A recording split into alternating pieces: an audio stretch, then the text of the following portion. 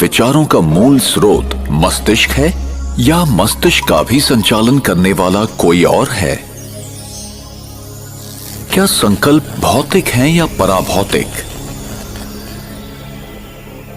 परमाणु एवं अणु से निर्मित इस परिवर्तनशील दुनिया में कुछ पराभौतिक चीजें भी हैं जिन्हें ना तो किसी माइक्रोस्कोप व दूरबीन से देखा जा सकता है और ना ही किसी उपकरण से मापा ही जा सकता है। वास्तव में ऐसा कोई भी उपकरण अब तक ना तो बना है और ना ही बनाया जा सकता है। उनको खोज निकालने की एकमात्र विधि है अंतर्मुखी हो, गहन शांति में स्थित होना। आइए अब हम एक अनुपम यात्रा प्रारंभ करें और स्वयं के विषय में उस सनातन सत्य को खोज निकालें जिससे हमें पूरा ज्ञान एवं अनुभव प्राप्त होगा कि मैं कौन हूं।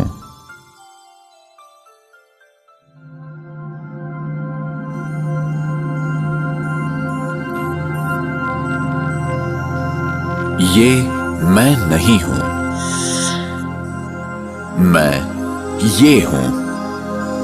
मैं एक आत्मा हूं, एक अति सूक्ष्म, अविभाज्य और अविनाशी चेतन दिव्य प्रकाश बिंदु रूप हूं, एक पराभौतिक सत्ता हूं। जब तक मैं आत्मा इस देह में हूं तब तक ये कहा जाता है कि देह जीवित है। जब मैं आत्मा देह से निकल जाती हूं तो शरीर शव हो जाता है। इस घटना को ही मृत्यु कहते हैं। किंतु फिर भी आत्मा तो अजर, अमर, अविनाशी है। वो सदैव जीवित है। आत्मा को ही प्राण कहते हैं। आत्मा ही प्राण ऊर्जा है। मैं आत्मा ही सोचती हूं, निर्णय करती हूं और देह द्वारा जाने अनजाने किए गए सभी कर्मों के लिए मैं ही जिम्मेदार हूं। मुझ आत्मा में ही सारे संस्कार समाहित हैं तथा मुझ में ही स्मृतियां भरी हैं।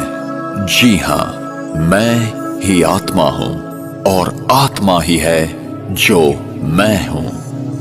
ये कहना उचित होगा कि मैं आत्मा इस शरीर का मालिक हूं, न कि तुम्हारी आत्मा मेरी आत्मा, क्योंकि आप आत्मा हो और जो आपका है वो शरीर है।